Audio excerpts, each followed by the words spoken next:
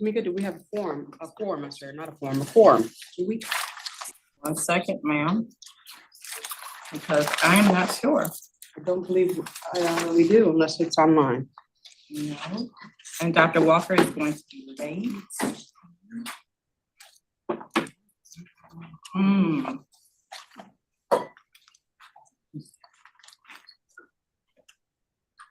So we'll just start the meeting and see if we hit quorum later. So I'd like to call the meeting to order and remind everyone, we are also streaming via YouTube. I'd like to ask for a motion to approve the minutes of September 17, 2025, meeting of the Population of Community Health Committee as presented. Do I have, can I have a motion? I'm not a member of the committee, so Madam Chair, we probably have to defer those, because without a quorum, you can't take. I can't, I have the approval of the, okay, so we're going to move on with that and just jump right into the, yes. We'll just jump into informational items. And if we can, we'll go back to the meeting minutes. We have a number of topics prepared by the team, and we will start with the 2026 draft ambulatory quality goals presented by Mr. Kaufman. Thank you very much. So we wanted to go ahead and get my notes set up here. We'll start off with reviewing what on our draft 2026 ambulatory or population health goals. And this will probably look very familiar to you, as the setup is very similar to what we have in 2025 when we come just to the format of that. And we'll get into some specifics with each one of these.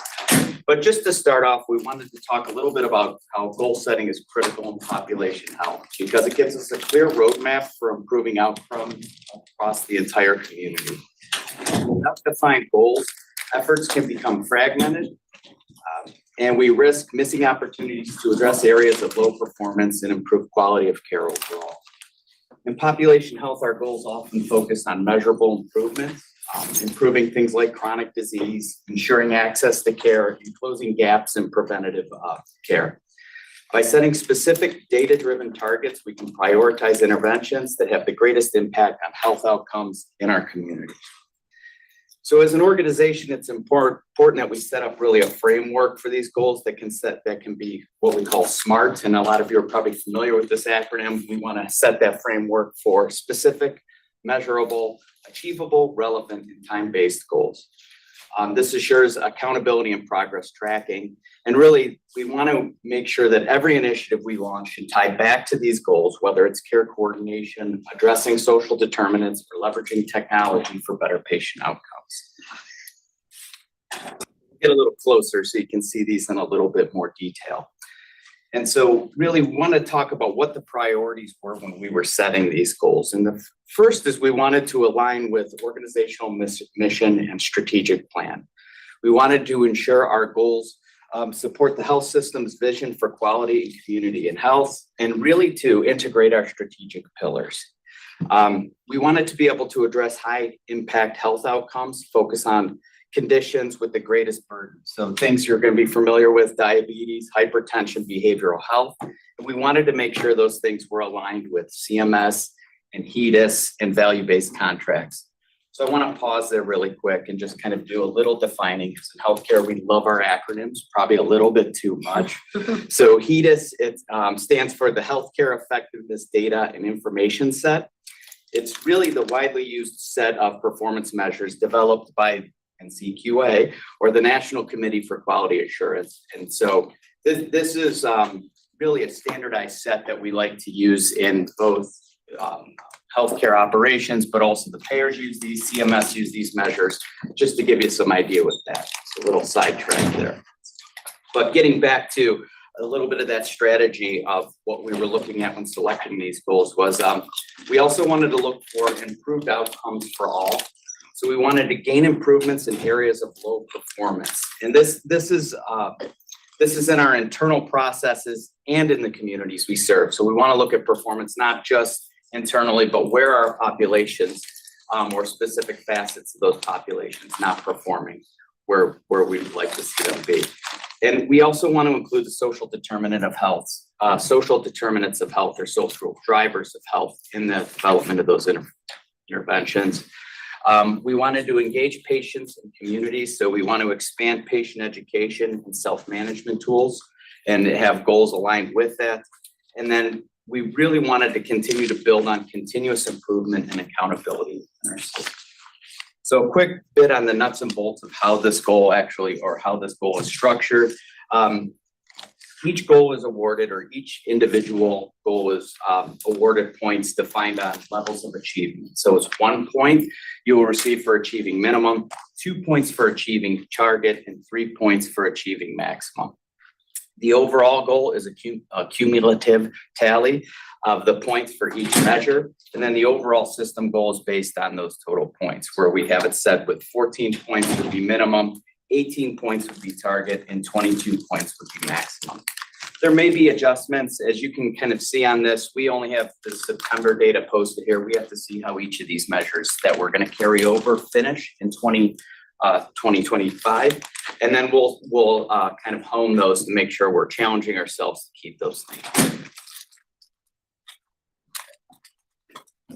I wanted to kind of go through then each one of these, and we kind of have buckets, if you will, for each of our goals. And the first group of goals we're calling our screening goals.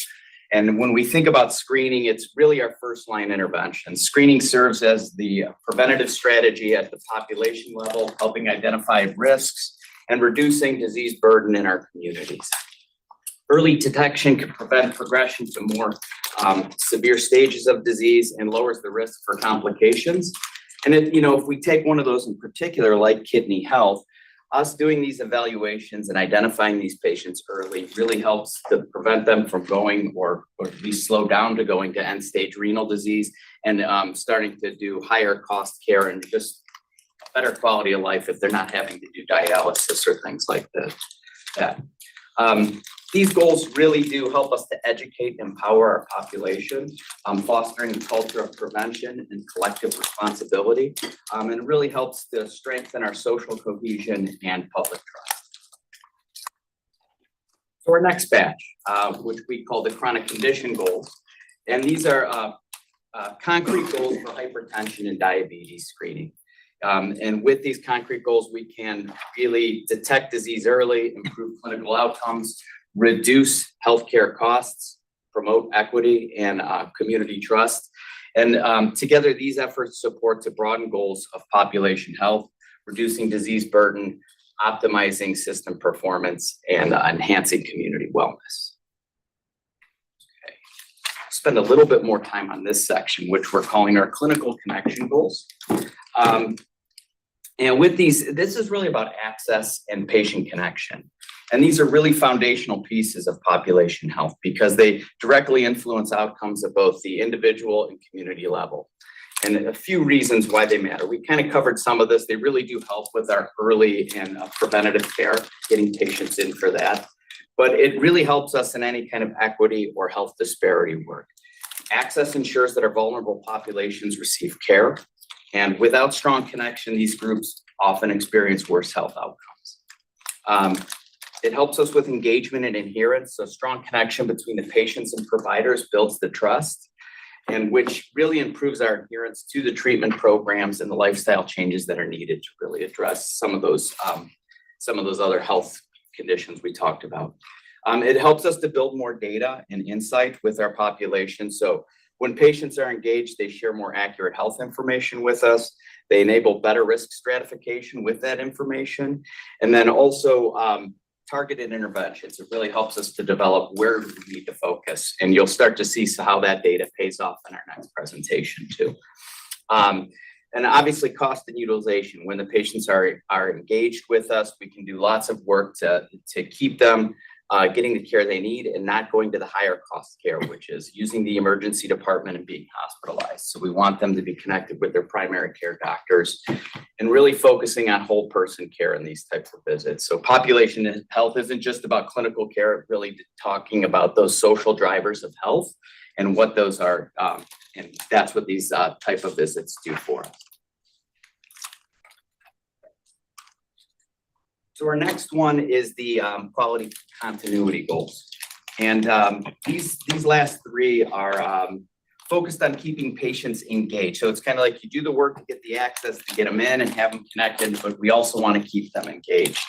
So with these, I really wanted to focus on one of them just to give an example, and that's the pharmacy capture rate goal and how these types of goals work. If a patient uses Metro Health Pharmacy services, we can increase the quality of care that they're actually receiving.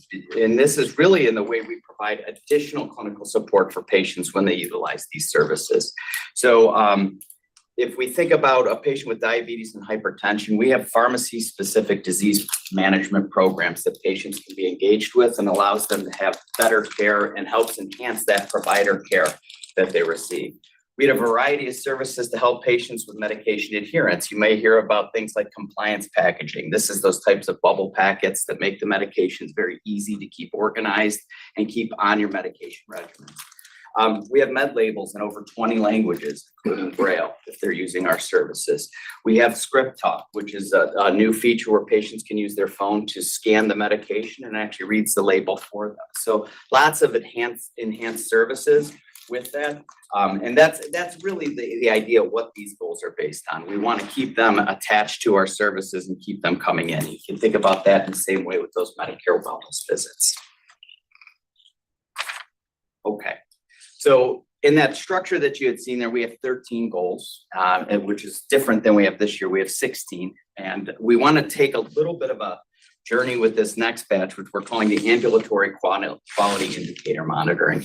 And so this is a kind of a subset of those system quality goals. And it's going to allow us to take some of those measures that we've historically tracked in that 16 and keep a focus on those. We don't want to lose sight of those important initiatives. So diabetic eye exams, depression screening, pediatric immunizations and lead screening, and postpartum care, they're all still very important. And we want to see where we're at with those. We don't want to see any fallback. So we're going to continue to monitor those off the fact, but they're not necessarily tied to the system goal. We also wanted to use this to help us to introduce some new goals. And so there's two of them in there. One is preterm birth and the other we call PRAF, or Pregnancy Risk Assessment Form Submission. Preterm birth is going to be a big one that we're going to focus on a little bit later, but I just want to take a minute to talk about that. Preterm birth, obviously is a leading driver of infant mortality and morbidity. It also imposes massive costs on the healthcare system and also highlights systemic inequities. Ohio and our community continue to underperform in preterm birth. So it's important that we continue to work on integrating our clinical care, working on public health strategies, quality improvement efforts, and cross-sector collaboration. And I just wanted to highlight, when we look at the national average for preterm birth, it's at 10.4%. Ohio is at 11%. And unfortunately, Cuyahoga County is at 12.4%, one of the highest in the state. So we have a lot of work to do in this area, and we're going to have a lot of focus on this in 2026. Okay. So before we jump into Kevin's piece, I just wanted to, that's kind of an overview of our system goals. Does anybody have any questions related to those? Yes. Your pediatric immunizations, 30%. I mean, that's 30% seems staggeringly low. What 30%? What is that telling me? Well, that's a complicated measure. 30% is actually performing quite well compared to other hospital systems. And because the way that metric is formulated, there's about, I'd say 9 or 10 different immunizations that need to be completed before the age of 2. A lot of that right now is focused on, well, a lot of the reasons people don't pass is because you're required to get 2 flu immunizations before the age of 2. Not a lot of people are compliant with that. If you don't get any one of those immunizations, you're out of the metric. And so that's why you see all hospital systems tend to perform in that, well, not as well as we do. We actually outperform a lot of them compared to Epic customers. We do pretty well with that at Metro Health. But I think it's a continued challenge. We also put that one over there too, just as we talked through this at, I think it was, I don't know if it was at this meeting or the quality meeting, we started to talk about the general environment right now going on with immunizations. And there's a lot of information changing and a lot of different parameters happening with immunizations right now. And this is probably going to be a pretty turbulent time for immunizations moving forward. So we wanted to keep an eye on where we were at, but we didn't necessarily want to tie right to the system goal on that. Ask you a question based on that.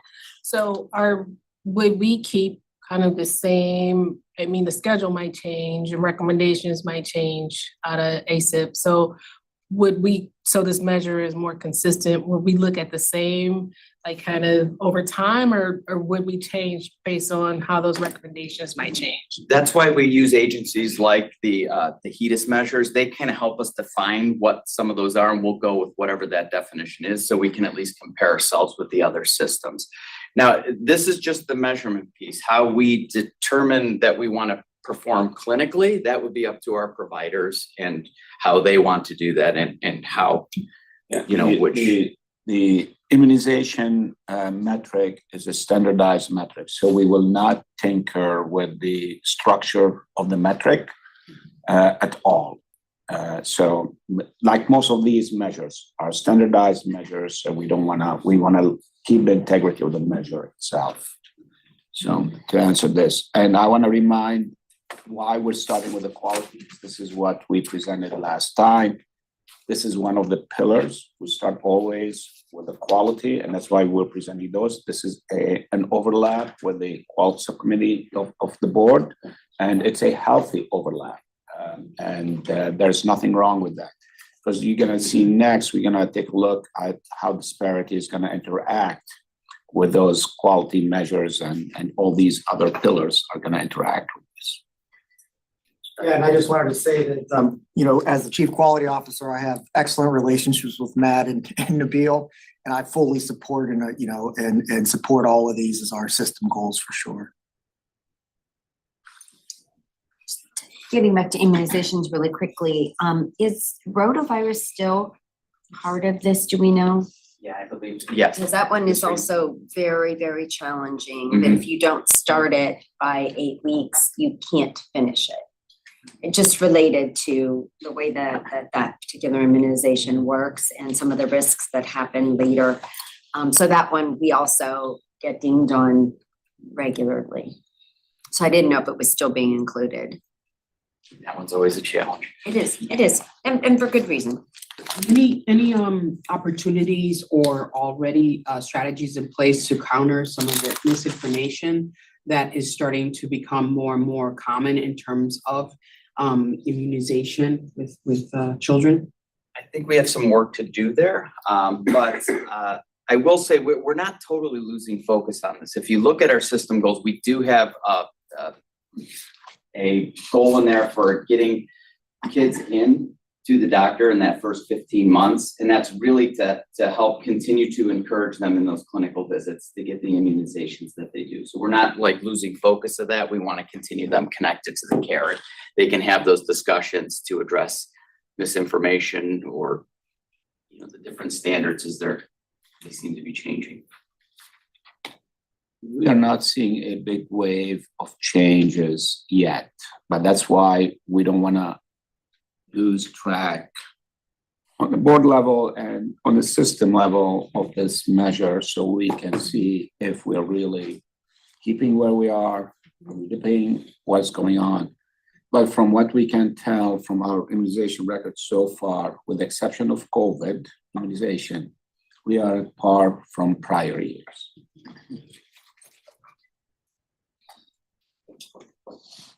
Any other questions?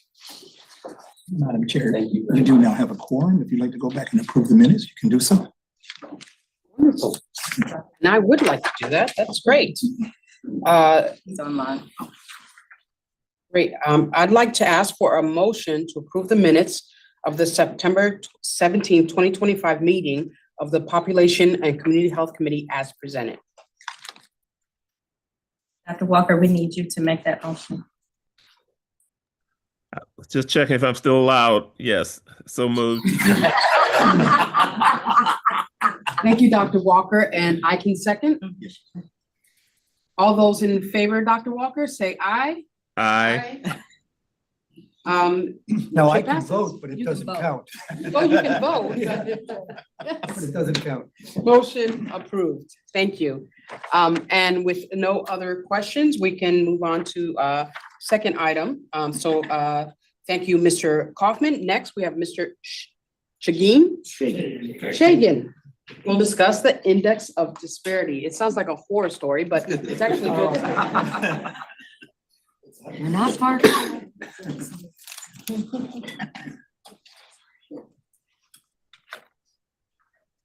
All right, hello everyone, thank you. So I'm gonna spend a little bit of time talking about how we are measuring disparity and gaps within our system goals.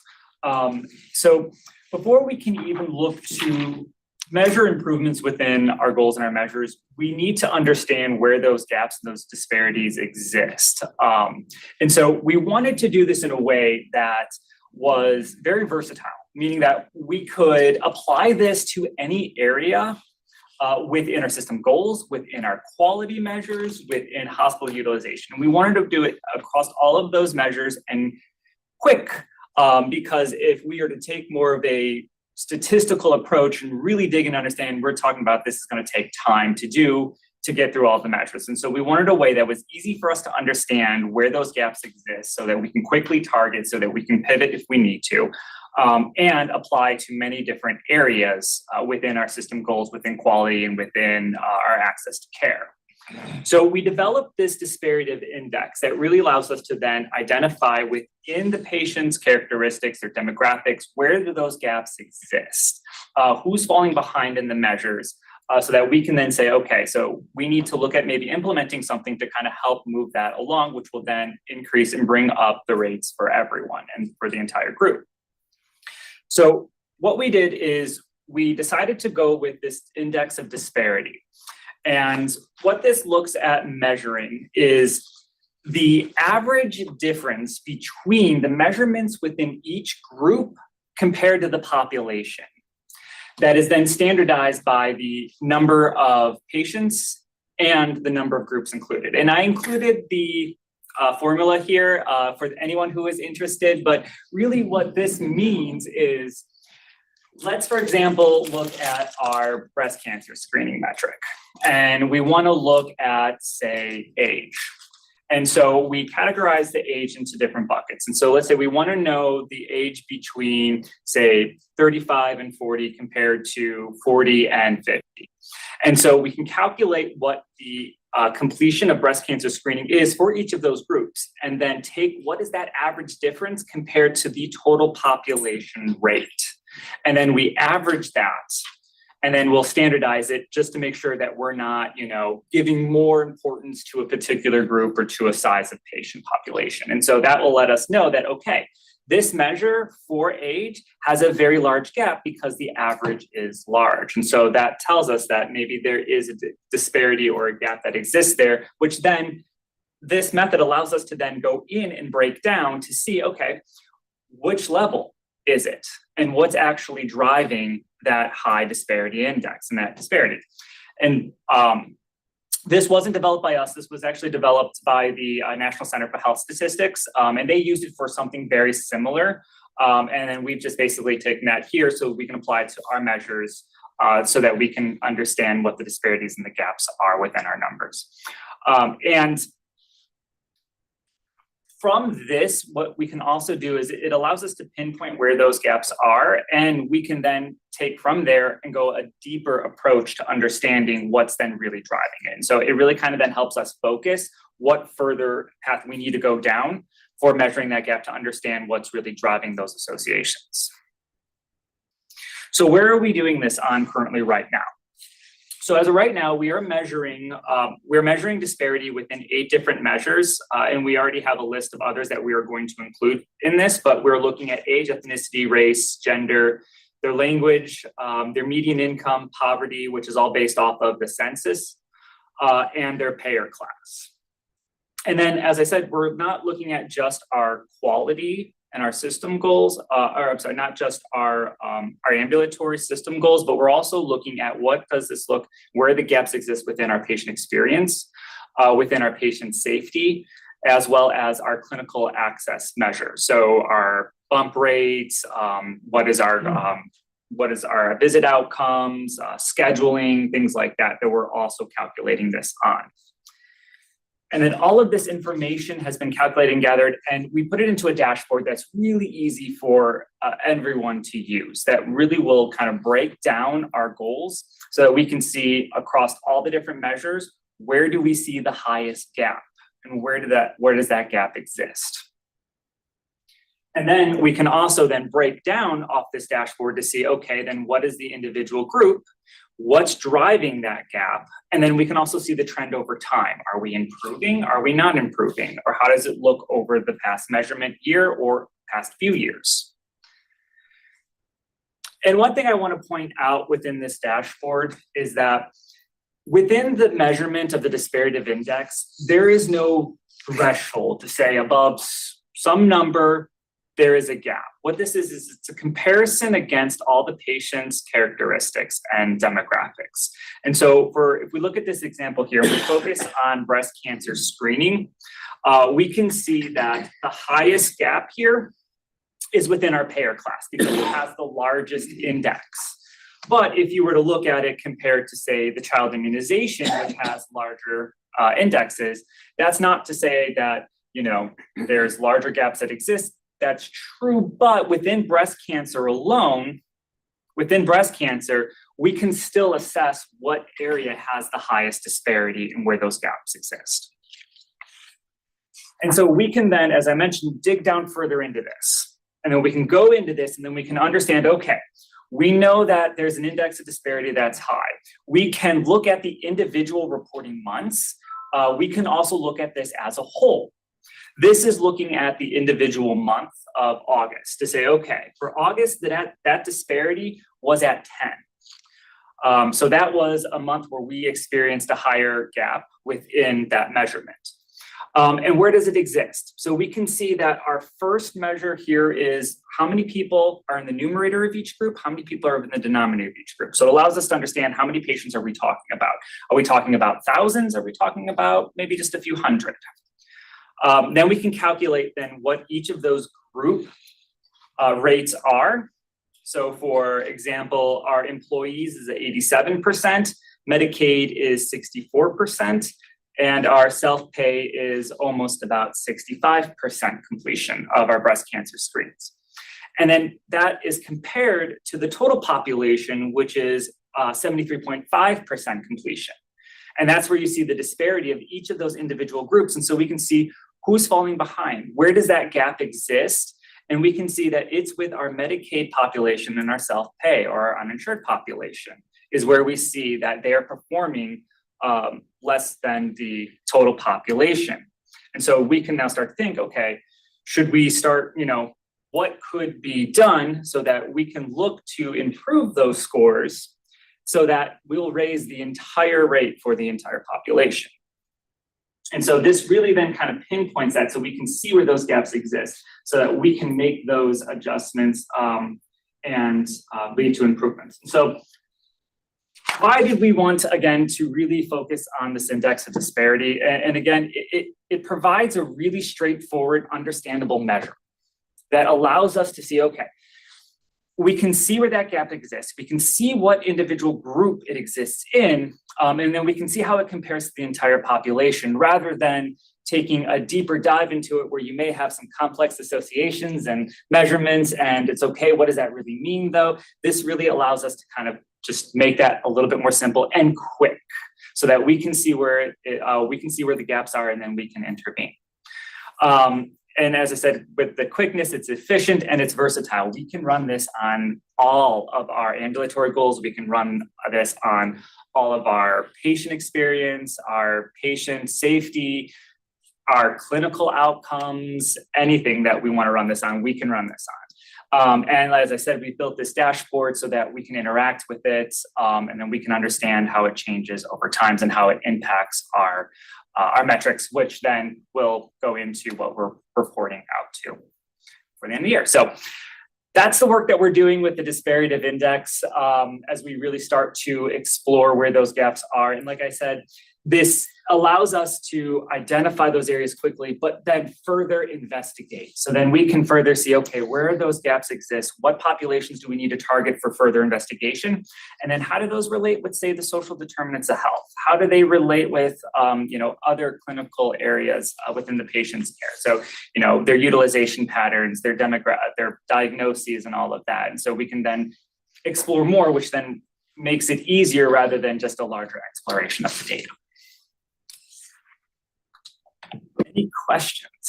Yes. Some of the conclusions, my guess to an informed person like people in this room would be intuitively clear to them.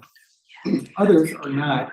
What would be some examples where it was an aha moment, where the data really led you to a different conclusion than you might otherwise have come to? You understand the question? Yeah, Matt, I don't know if there was an area you came across.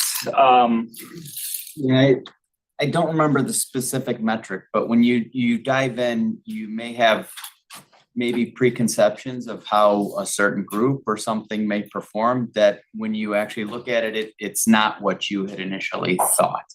So go ahead, Doctor. Yeah, no, I think the one we saw was hemoglobin A1C. We would have a suspicion that our younger patients would be better than our older generation in managing their hemoglobin A1C, and it's completely the opposite.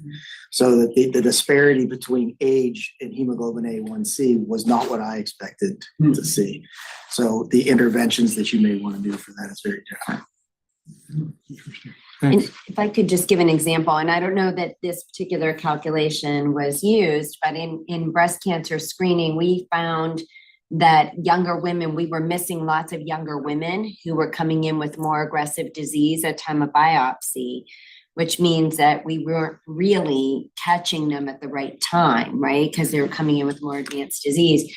And by doing a deep dive in analyzing that, we said, you know what, we need to really change our screening protocols. Even though the national protocol said one thing, we said, but for our population, right, we're seeing much more advanced disease, and we changed our screening guidelines. Now, nationally, they've caught up to us, but that also is a benefit to all women because we were looking at the one particular population that was coming in with more advanced disease. And as a result, we said, what should we be doing? Oh, okay, we should be doing this assessment around the thickness of the tissue. And that means you should get A, B, and C. But we rolled it out across the board, and there's a benefit to all women. So I think that this raises some great points that we were drilling down for one purpose, but yet we're able to change the way we do things, and there's a spillover effect for many. So the data actually did show that within the disparity. We did see that younger women had a higher disparity within that gap than older women. So yeah, that was reflected in the data. Even though the index may not actually show high here in our measurement, but that's what's great about this is you can then dig down into it and look to understand it. And then we see, it may not be the highest there, but we do see that gap that may not be, what we are normally used to thinking about the measure. I think the other thing we look at with this too is when we do the analysis on some of these metrics, you can also look, and I think breast cancer kind of gave an example of it. You can see what I would call the positive variance. So you can see the people that are doing really well, and we can start to look at, well, why is that population doing really well? What are we doing differently? How can that help inform just where we maybe need to make changes or what we could do differently from those positive variances too? So it lets you see it from all sorts of different angles. Yeah, absolutely. And my follow-up question was related to that point, Matt, that once you find some disparity in a particular population, I hope that it's just not that door, whether it's, say, breast cancer, that it's not just in terms of the clinics that they're visiting. How do you then make that information understood across the system so that any door that individual is walking into, that there's something intervention put in place to pay more attention to that particular issue? Yeah, there you go. I think that's exactly what the structure of what this committee is.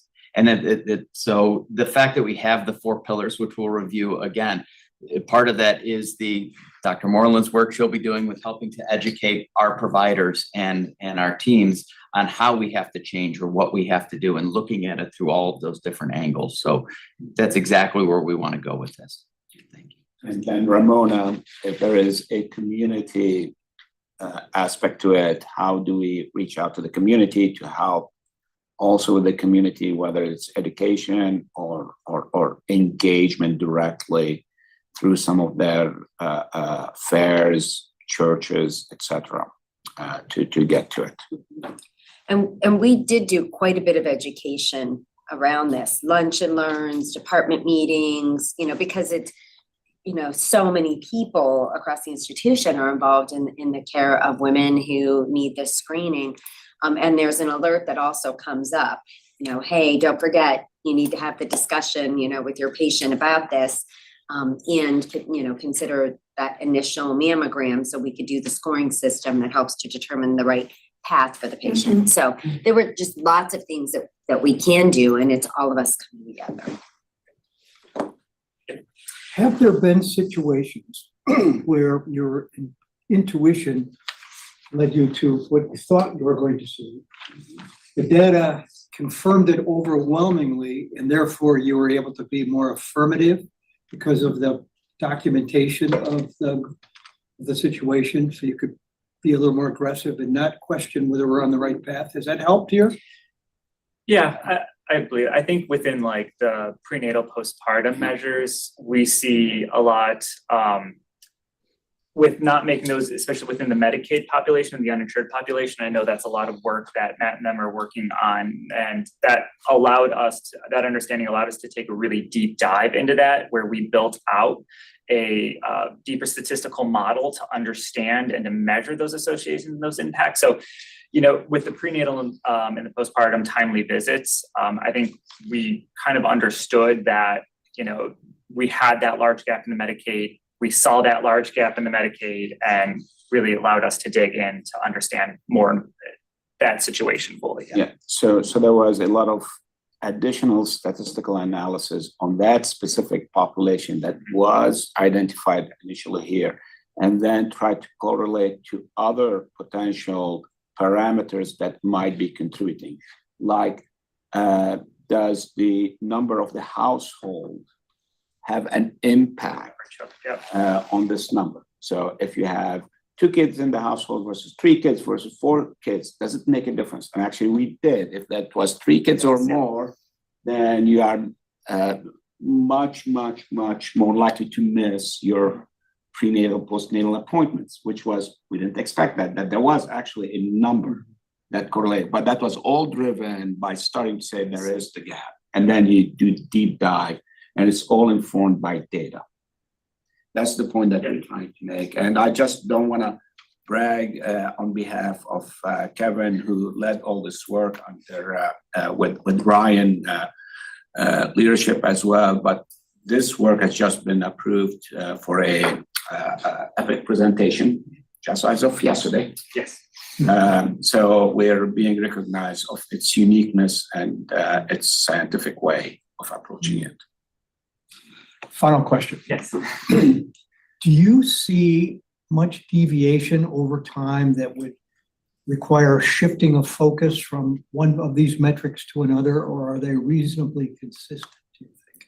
And the reason I ask the question is because one of the challenges strategically for an organization this complex is consistency of purpose over time, and that, the time it takes for when you make a decision to do something between when everybody who's involved with driving progress understands it and is beginning to make appropriate change. That's a long period of time usually, or at least it's not quick. Yeah. So if there's rapid shift of we're going left today, tomorrow we're going right, the organization has a hard time understanding what the priorities are, and it diminishes it. So I guess the question is, how consistent are we able to be as a result of this? Yeah, so I would say for most of it, it is pretty consistent, measured over time. Some of the measures where the patient, you get more and more patients accumulated over the years within the measure because they qualified when they didn't qualify before. You could have some shifts around that type of a measurement with disparity index, but for the most part, over time, it is very consistent. Thank you. Madam Chairwoman, could I have a comment? Yes, please. Go ahead.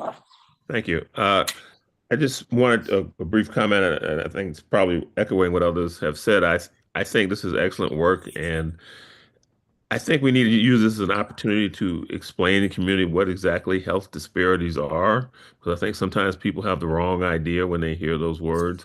And I think some of the data, initial data you're already showing would be very important for the community to understand what we're looking at, that it's just not one, one thing, or it's not just race or income, or that it's multifaceted and that it doesn't always go in the direction people would automatically assume it to do. So I would just encourage you to, get this out there. I think it'll indeed will help people to understand what health disparities actually are. Thank you, Dr. Walker. I couldn't agree more. I was thinking the same thing.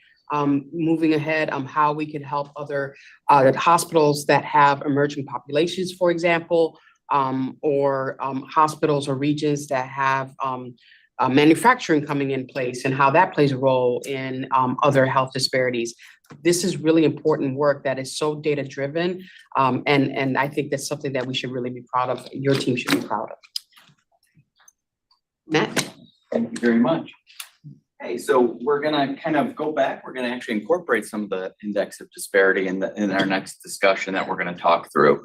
And so when we talked about the 13 goals we were focused on and those side metrics that we were monitoring, we really want to talk about what's our focus for this group. And we wanted to really hone in on 4 areas, and specifically that we have listed here. And these are the metrics we want, or the quality indicators we wanted to work on in 2026. And as you can see, these are really big ones, important ones for our community we've historically seen. And so that's diabetes. And this one's reflected in the A1C metric. And that's really that long-term measurement of how somebody's doing with their diabetic control. Controlling blood pressure. We wanted to work on 7-day follow-up for substance use disorder. So this is going to be any patients coming into the emergency department with a substance use diagnosis as their primary diagnosis, how we're going to get them follow-up within 7 days. As we know, keeping them connected to the system is very important. And then finally, preterm birth. So I didn't want to steal any thunder here, because this is a very, there's a lot of people on these teams that work on these metrics. And I wanted to give Nasreen the opportunity to come in, because she does a ton of work on this, and really to go into detail on each one of these, and give you a little bit on the definition of what they are, and then talk a little bit about the index of disparity on them. And we'll go into some of what we're calling the negative variances on that index of disparity, and then some of the interventions we're already doing to help inform our interventions. So, Nasreen. Thank you. Okay. We're going to start with our diabetic patients. The importance for this population is to adequately control their diabetes, and that's this measure looks at their blood sugar, the average blood sugar over 3 months, A1C, hemoglobin A1C, and we always want to try to keep it, or we're aiming at keeping it at 9 or below. And so as you can see, looking at the index of disparity, that's where the, you were asking about surprising information. And again, you see that age is the most vulnerable populations are the younger, versus to me, I was thinking maybe the older with chronic illnesses, that they would be more vulnerable. But here you are, we have age 18 to 35 and 35 to 55 out of those 18 to 75 that are most vulnerable, that has had the highest disparity in this measure. After that comes payer group, Medicaid patients, and self-paying patients too. Language and ethnicity, our Hispanic population also scored high on the index of disparity, and our Black African American race. So interventions, we've been working on diabetes for a long time. One of the most important things we've done at Metro Health is implementing point of care testing in many of our different sites. And the importance of that is you have the patient coming in for a visit with a provider, you're able to get their A1C in the office versus sending them to the lab and then, having another appointment for them to come back. So the provider is able to see the results instantly and be able to intervene. That was one of the great projects we've worked on. I think it was implemented in end of 2024. Our pharmacy department, they do work, they do great work. It's not only dispensing medications, but they do work with our diabetes patients, especially those with high A1C, in collaboration with primary care. They do outreach to patients. They monitor their A1C. They educate the patients on their medication, and they do adjust medication based on as an intervention. The other important thing is the introduction of the continuous glucose monitoring and its approval by Medicaid to Medicaid patients. That's something that at Metro we implemented. It's ongoing work, and why it's important too is to report it to payers to make sure that everybody is aware that we use CGM and how to report that out to show that our measure is improving. Also, that's one thing we're working on. And then with our nutrition department, we do have a program that is the diabetes self-management. Engaging patients in their care is very important. So our nutrition department does have classes for our patients to help them also through the years. For patients with high blood pressure, the goal again is to adequately control their blood pressure by having measurements less than 140/90 and take it at least once a year. This includes, we need to bring the patients into office visits and do measure and control the blood pressure. Again, as you can see under the index of disparity, how age 18 to 35, they are the most vulnerable. Then comes Medicaid, our payer group, and then race, our Black and African American patients. What we've done for blood pressure, and again, from best practice, is when the patient comes in for a visit, if they have a high blood pressure, the best thing is to take it again. Patients come in, they're nervous, and we see a lot that the second blood pressure does go down after 5 or 10 minutes of being in that visit. So it is important to do that. We do have an alert in place. If the blood pressure is high, it does alert the staff.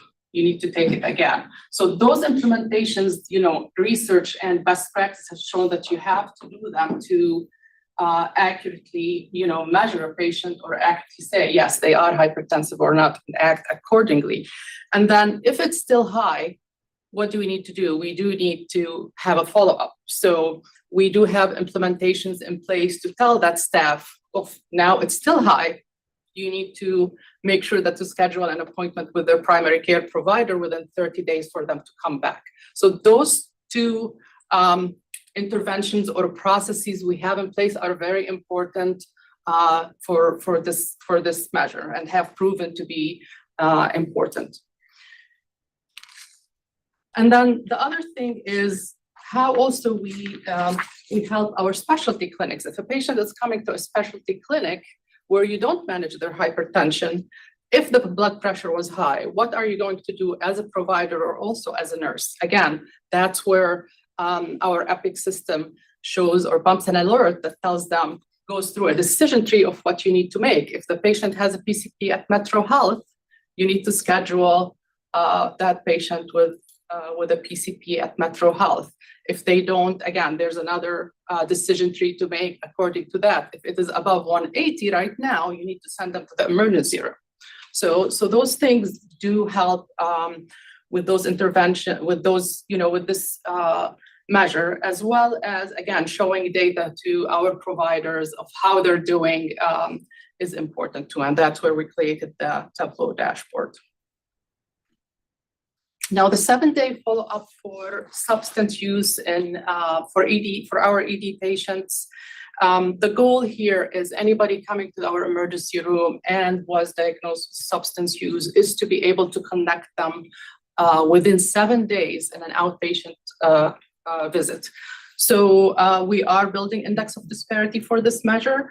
And work that started a couple of years ago or last year specifically is what we call substance use navigators that actually follow the patient where they are, whether they're in the ED, they come in, and the goal is to connect those vulnerable patients to having that, first of all, having that visit within 7 days and see what their needs are to be able to connect them with resources too. Serene, if I could just put in on that too. Yes. This is where we see a lot of overlap with work too. We've done a lot with alcohol use disorder. We had metrics with our CSIP, which is, you may have heard of that program. We did a lot of interventions related to that. And so you learn a lot from those interventions that we developed there of how to make those connections for alcohol use disorder. And now we're, starting to work that into the substance use disorder. So it's about the initial initiation, and then how do we continue to develop that engagement? So this work does really kind of go on top of one another and helps us to continue moving things forward. And then the last measure is preterm birth. And like Matt said, there is, a great interest at the county, at the state level with preterm birth. And basically what we want to do is prevent early delivery before 37 weeks. That's the goal. The most important interventions is to capture any pregnant mom within this first trimester, within the first 12 weeks of pregnancy, is to get care. And that is, we've been working on that through what we call a timeliness of prenatal care, coming in within before 12 weeks. Again, filling a pregnancy risk assessment to know if they are high risk, if they have any chronic illnesses is very important too. And we do that on each and every patient. The other implementation that does help greatly is, again, the minute we know that they are pregnant, we initiate a visit. We started in our express care, for example, anybody who has a positive pregnancy test, we want to connect them directly with OB, not having them leave and somebody try to call them. So year to date, we have already scheduled 167 appointments. Utilizing community health workers also to provide outreach to assess social determinants of health, life stressors, and social needs is a very big aspect in preterm birth, definitely. And again, our community health workers play a big role in helping moms have their needs met through that pregnancy. The other exciting news is implementing universal low-dose aspirin. That is a protocol now at Metro Health, where we're giving all pregnant moms a low-dose aspirin starting at 12 weeks. So this is, again, evidence-based, showing that that helps with preterm birth. And then I know Ramona, I don't know if she will be talking about that, but first here, Cleveland, there is several initiatives that they're working on. There are lots of interventions that our community is working on to improve preterm birth. Aspirin is one of them. Using doula is one of them. Community health workers. So everything that hopefully we're doing, again, will be scalable and expanding. And we are working on the index of disparity also for this measure. So this is a good example too of the challenges we face, and I think why this committee and its structure is so important. A lot of the interventions that you see there are based on what are we doing clinically here, everything within our facility, what we're doing with this. But when we look at preterm birth, it's much more complicated than just the interactions here. It's how are we going to be able to engage with the community to help some of the social drivers that are really pushing some of this or creating the preterm birth issue. This is going to be a challenging measure for all of us, but it's work I think all of us agree is worth doing. And there'll be some frustrations. I just do want to call out the way these metrics work sometimes. Our friends at Ohio State have this issue, and we do too. If somebody delivers here and they've never were engaged with us and they have a preterm birth, it's on us. It's just the way the metric works. But that means we have to be out ahead of this. We have to be in the community. We have to help encourage patients to come in and seek the care that they need and make access open for them to get to this. So this is gonna be, I don't wanna say fun, it'll be a challenge, and I'm really glad we have the partners that we get to work with here to move this forward. So thanks. Any questions? Yeah.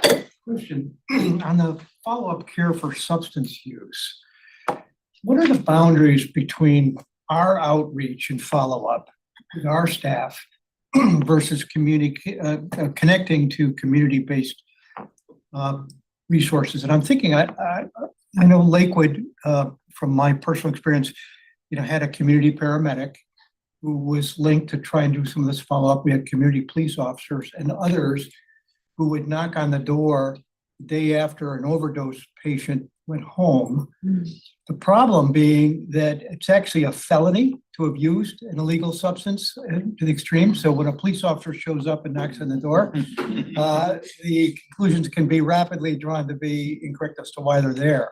But nevertheless, the opportunity was to remind the folks of the options they had in their life from this moment on.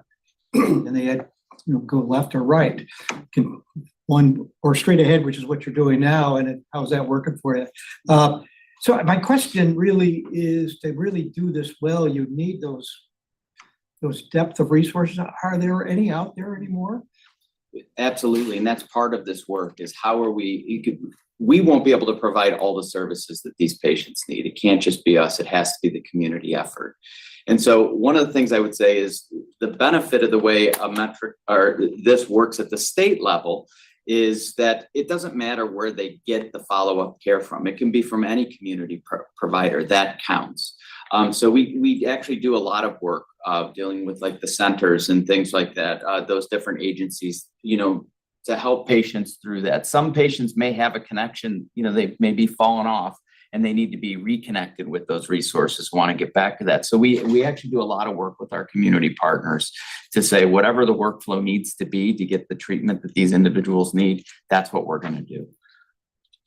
And I believe sometimes that the data and education that comes from a system like Metro then has great influence on what's created in the community.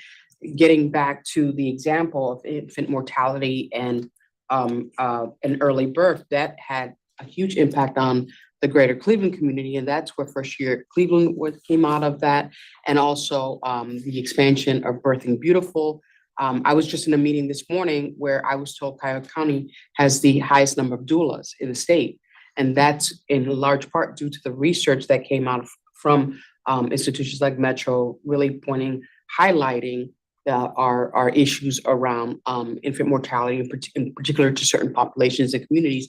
And then it spurs nonprofit growth and services outside the system as well to complement. So, and this is the impact of doing the research, having the real data, and that then has, I believe, a real positive push in the community to do something about it. So thank you for the work.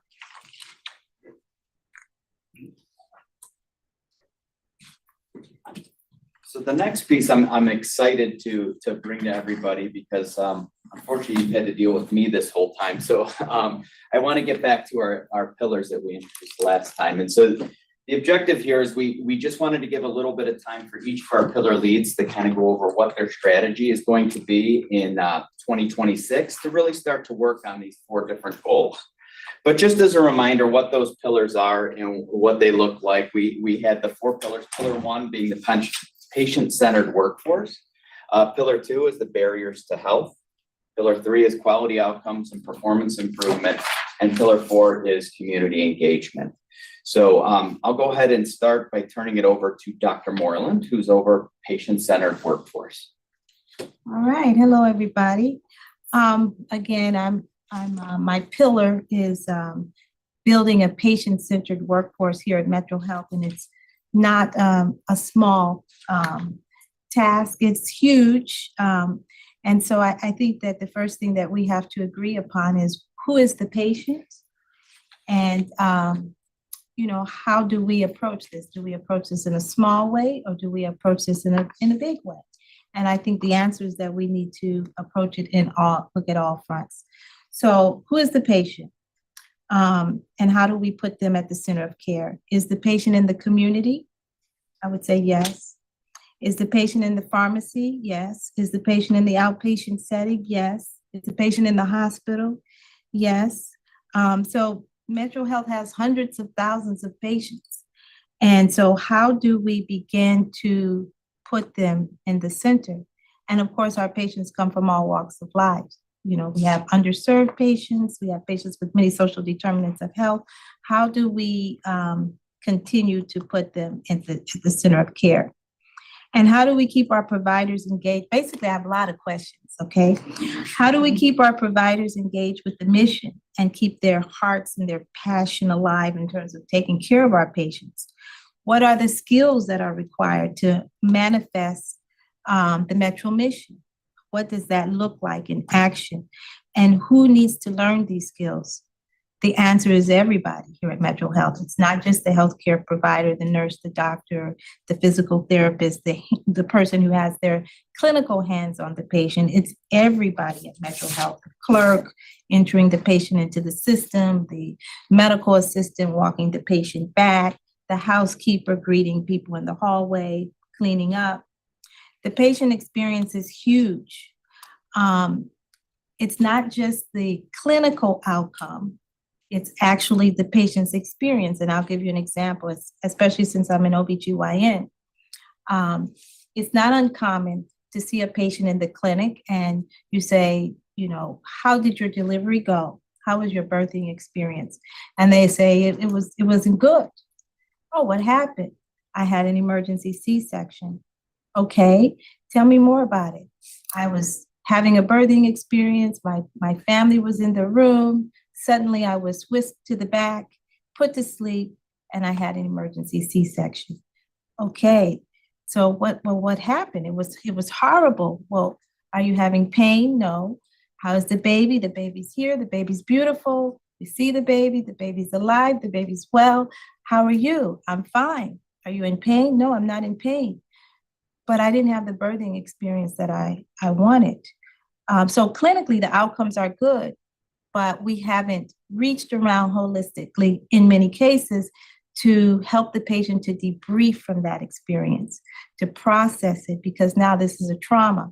Another example I can give is that's not healthcare related. It's kind of like a fireman going into a burning building, getting someone out and saving their lives. But then there's a trauma of losing your home, having experienced the threat to life. And so then how do we help to process that so that our patients can see the connection between what happened and their trauma in that circumstance so that they're made whole. And that's an example of trying to think of creative ways to keep our patients at the center of the care that we provide, because it's not just the clinical outcome, it's the actual experience that they have. We have to recognize that the patient experience recognizes that there's a lifetime value to our customer. Our patients are actually our customers. And we don't often like to recognize that our patients are customers, right? And we are wanting to be competitive in the marketplace.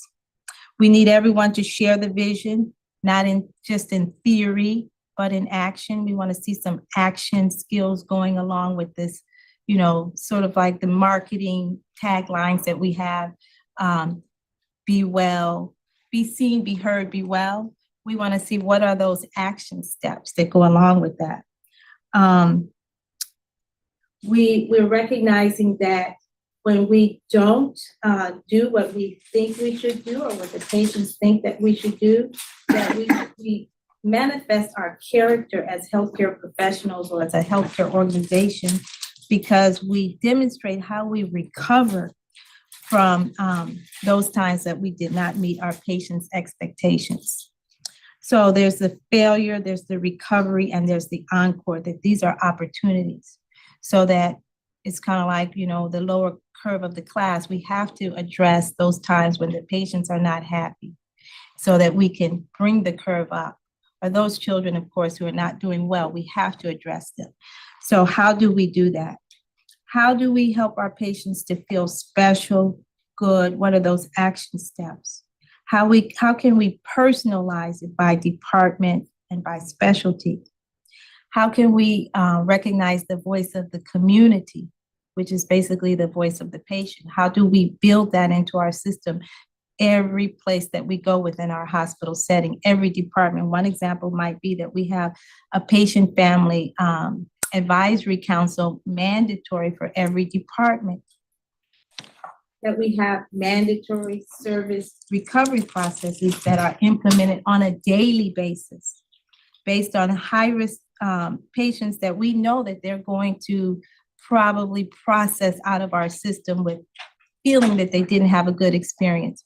One example, again, is having had an emergency cesarean section. This is an opportunity to recover and to reach out in a different way to those patients once they've come through our process through our healthcare system. Involving everybody, our trainees, they're providing lots of care, and they do need to have a skill set that says that they're able to recognize the importance of centering the patient. We basically have a lot of opportunity in terms of education, professional growth, and development, but we need to come under one umbrella and develop a strategy so that we're all moving in the same direction. We have language impaired, of course, and we have individuals who do not speak English, and we're seeing that those patients have been reporting that they have a less meaningful experience here at Metro, and so we do need to address that.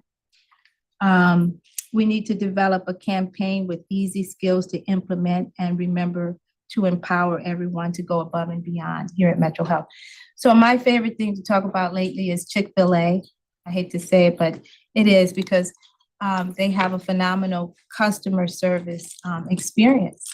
And, everybody doesn't like chicken sandwiches. I think their chicken sandwiches are okay. But I do love the experience that I have when I go to Chick-fil-A. So we want to build and recognize our STAR IQ values here at Metro Health, that we have a quest for excellence. And so we want to, develop the skill set and sort of make it easy for our providers to embrace something like they have it at Chick-fil-A. And they have something they call it the 4 core values. And I think it's make eye contact with the customer, speak enthusiastically, smile, and remain connected. And that we build within whatever program we develop an accountability piece. There are times that we may be disconnected from the patient because there's a cultural disconnect, but there are some times that we will drop the ball. And we know that this is outside of the line of what we're expecting. We do need to build in some accountability. So we have a lot of work to do, but we're up for the task.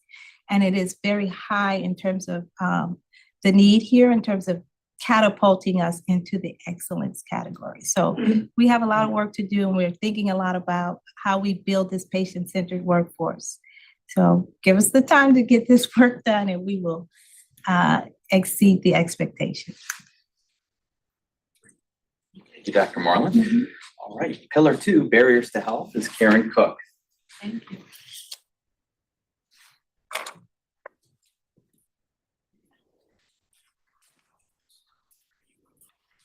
Good afternoon, everyone.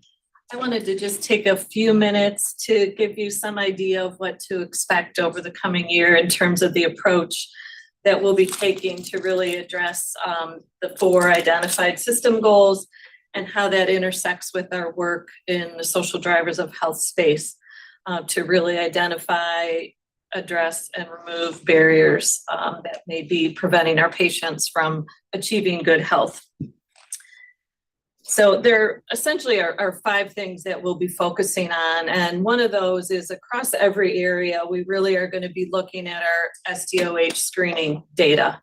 We've got a wealth of information at our fingertips, and so we'll be doing some assessment that relates to each of the identified goals, whether that's based on a population or a health condition. So we'll use that then in concert with the index of disparity data that Kevin presented about, so that we really do get a picture that helps us figure out where we need to target on each of these areas.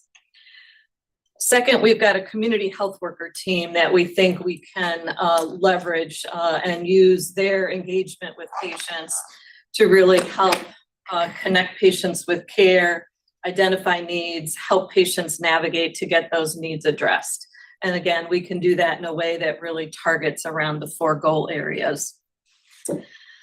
Third, Metro Health is an active user of the Unite Ohio network. That's an electronic resource and referral platform that is in use across our system by about 250 different staff members, from community health workers, social workers, care managers, and others. So that's another tool that we really want to use to help incorporate the approach to social drivers of health as it relates to the system goals. So how do we ensure that we've got networks of community partners in Unite Ohio that are providing the services that are needed by patients who are pregnant and coming to Metro Health for their care, for example. So we really want to take a close look at Unite Ohio and how we build that out appropriately. Fourth, we want to think about all of our existing work that aligns with these goals. So in each of these areas, we have some form of program or service within the Institute for Hope or in other areas across the system that is well aligned with the goals. So how do we take those programs and really think about how we target them even more specifically? And one example I might provide for you is our Food is Medicine program. So that is a program that we know has results in terms of impacting A1C levels. So how do we then take the information we're seeing in the index of disparity and make sure that our recruitment efforts are really closely aligned with those patients who have the highest disparity level, and how do we engage them and get them into programs like Food is Medicine? And there's other examples that I can think of. We know from the work that's already been done that was mentioned earlier about engagement with prenatal care. We know food insecurity and financial instability are highly correlated with no-show appointments. So how do we think about how we engage those patients with those types of needs? So for example, we have a program called Nourishing Tomorrow, which is about getting medically tailored groceries to our pregnant patients within Metro Health. So I think there's a lot of work we can do on that front. And then number 5 is that we always have to be learning and understanding what the best practices are in this space. What aren't we doing at Metro Health that could address the social drivers of health? And how do we learn from what's happening in other places across the country? So we do intend to really look at that. What's the best practice and what can be adapted here at Metro Health for these particular goal areas that we're working on? So stay tuned, but that's a highlight of some of the things that, some of the ways that we'll be approaching all of our work on SDOH as it relates to system goals. Happy to answer any questions. I do have one, and I think it's connected also to our patient-centered care workforce. When there's information that's learned that is either a barrier to healthcare or a negative experience that is not necessarily intuitive. When you think of your example, doctor, where you talked about someone who just is experiencing trauma because they didn't experience birth, but everything else in terms of clinically was done correctly. How do you, is there something in place now to react to that in terms of like either orientation, training? How do we get the word out across the system so that we learn as a system, not by department? I think that's a great point and something that I forgot to mention in my remarks, but as pillar leads, we have talked about how we knit this work together better, right?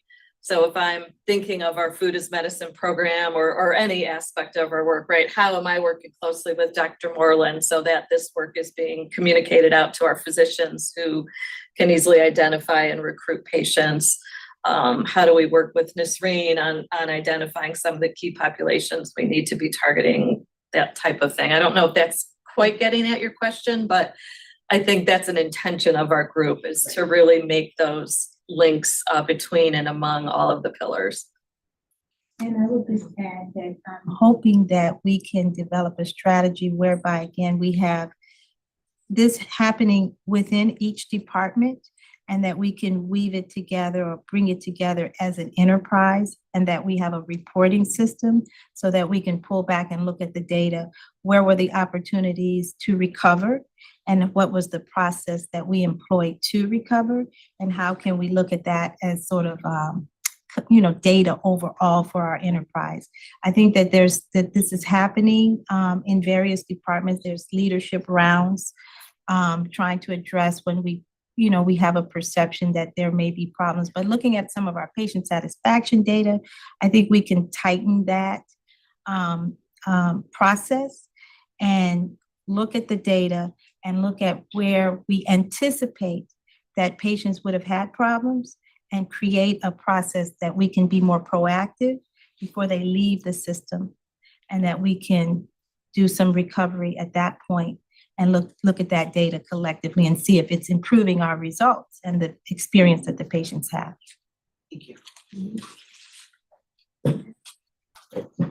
Okay. Next one, our next pillar is quality outcomes and performance improvement, and you got a little bit of a feel for what Ms. Reed does, but she's gonna. Stay here. That's okay. So some of the things that we've been doing over the years and we will still do and work on is aligning our system goals with our value-based contracts with external entities like our Medicare and Medicaid entities. And that's important because, again, getting those financial rewards from those contracts and reinvesting them in the community in our project is what is important. Other thing, we do have focus on process improvement, training, and education in 2026. So this is excited about that. Collaborating with our ambulatory structure. We can't do it without our primary care, without clinical staff in ambulatory, because all of these measures are related mostly to outpatient and ambulatory care. And then lastly, I'm so excited that I'm able to work with community engagement, and we will be working hand in hand, because I do believe that we need to go out of the four walls to go out to the patients and to the communities to improve on these measures. So, thank you. And our last pillar is community engagement. That's headed up by Ramona. And Ramona was here. She unfortunately had to be called to the county for a meeting, and we don't want to limit her interacting with the community and her doing her work.